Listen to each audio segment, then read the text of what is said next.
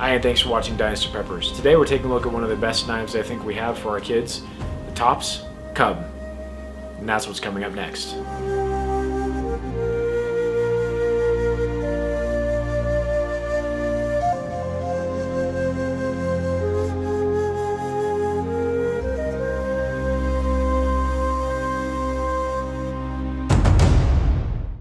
Okay, so let's look at the overall specs on the Tops C.U.B. here.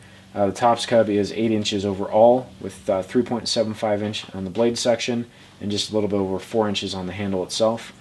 The blade material is 1095 carbon steel, and it does have a bead blast finish on it, and you can see from our test here that the finish actually held up really well during the testing. You know, just actually washing or cleaning the knife would actually clean that up pretty good. The handle is a little over 4 inches, and it worked really well for the kids, for our oldest and middle kid, so they're 11 and 8, and that worked out really well. The handle is made of tan canvas micarta and does come with this ballistic nylon sheath here that's in tan as well, and the sheath is actually held up pretty well. It does have the molle attachments on the back and does come with an extra pocket in front here. I usually like to put some fire starter, some cotton balls or something like that in there for the kids. You can put a magnesium bar in there or another sharpening stone if you wanted to, and does have a Velcro closure at the top here as well.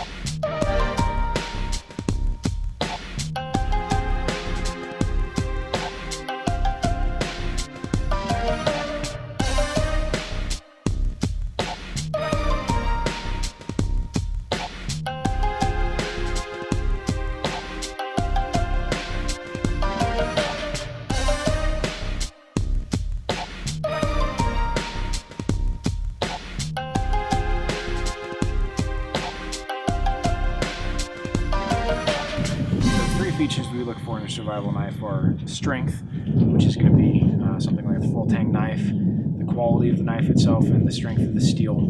The utility, so number 2 is utility. What features does it have? What can it do? What can it accomplish? Number 3 is, does it have a flat spine or some place where you can actually strike a ferro rod if you were to need to start a fire in the wild? So we're going to test all those 3 features here. So the first thing we're going to do is test the strength of the knife.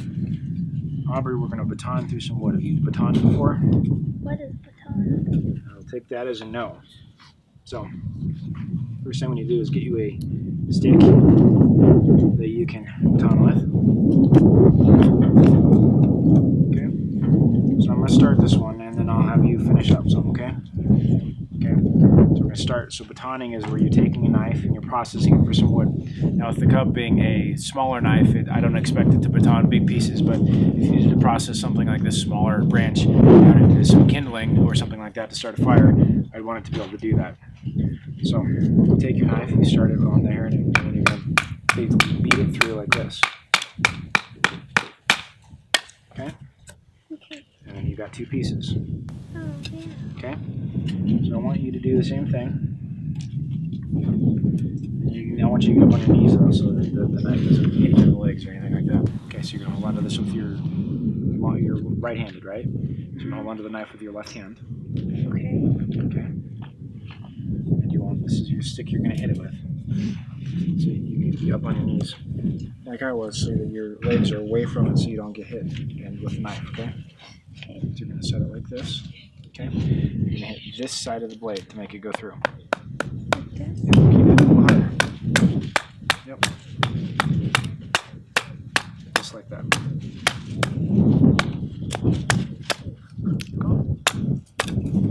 Alright. And that's how you process something like a larger stick or branch into smaller wood that you can use to start your fire.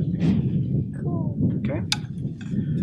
Alright, so The other thing I like to test the knives for is I want to test the point to make sure that you can actually make a divot if you're trying to have to build the fire by hand with a bow drill or hand drill, anything like that. So I want a point of a knife that's strong enough that will actually drill into the wood, and so we can actually start a manual fire like that.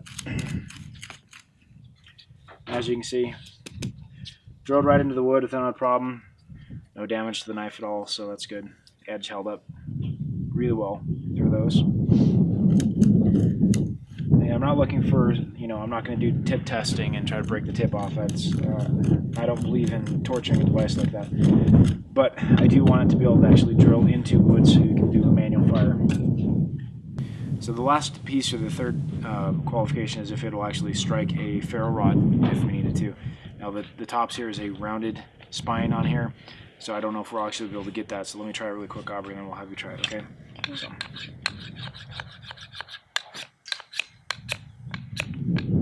And on that one, this does not work out really well.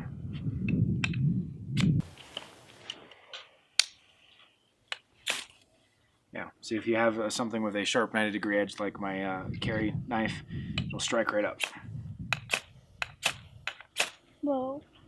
So that to me is a downside. Now it's not something that can't be fixed, but out of the box the knife does not strike a ferro rod. So we could take it through the grinder and put a sharper edge on that. So we're out in the field doing some testing with the Tops C.U.B. And before I said that the spine was too round so it wouldn't actually strike a ferro rod. I did find a spot right here on the blade, so if you hit it just right, you'll actually spark. There. So it does spark on the spine, but you gotta be up towards the front top of the blade, part of the blade right here. So, Aubrey, what do you think of it? I really like it. You really like it? And you think that's a knife you can use really well? Yeah, does it fit in your hands pretty good? Yep. She's been using it all today, and it seems like it's been a good fit for her. Pretty good. She's been blade size seems good. It's not over, it's a super long blade. You're able to easily control it, do notching, and do some feather sticking and stuff. So, can I see the knife for a second? All right. So, overall, I think from Dynasty Peppers, we give the Tops C.U.B. a thumb up. I really think it's a great knife for kids. It fits really well, and I think this will be Aubrey's first survival knife. Congratulations, Aubrey. Yay! There you go.